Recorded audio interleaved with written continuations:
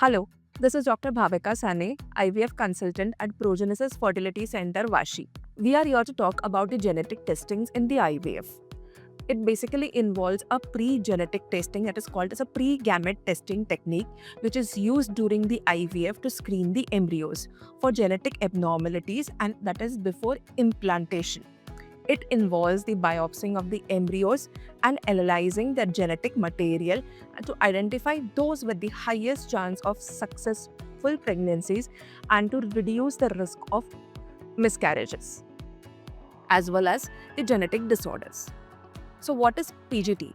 PGT is a procedure performed in conjunction with the IVF where the embryos are created in the laboratories and a small cell of it is removed and sent of the each embryos and tested for specific genetic disorders.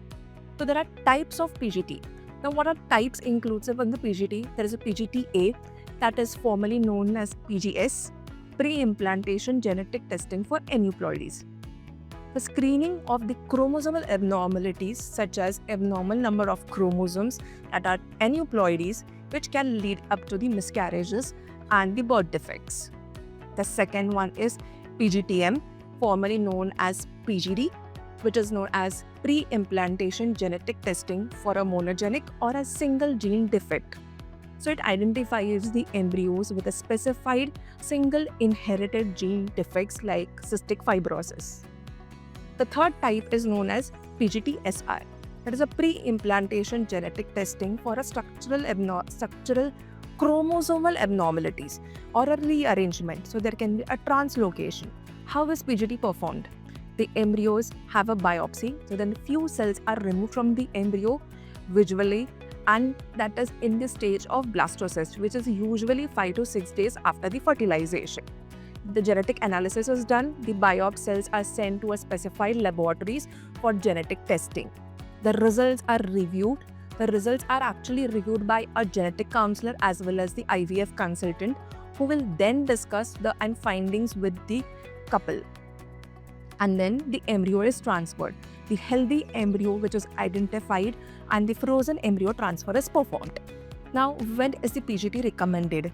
The PGT is recommended in the patients to reduce the miscarriages, the risk of miscarriages, by identifying and avoiding the transfer of the embryos with the chromosomal abnormalities. To prevent genetic disorders like the couples who have a known family history of genetic disorders that can be prevented by passing it through that condition into the offsprings. Then the people who have a couples with an age group more than 35-40 are also advised to go for a PGT testings.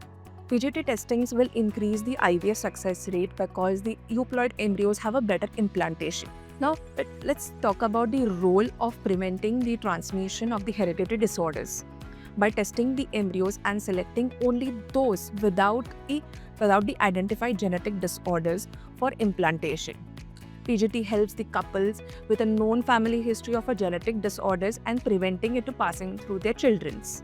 This approach can potentially eliminate the need of the invasive prenatal testings later in the pregnancies and the difficult decisions to take for termination of pregnancy due to the genetic abnormalities.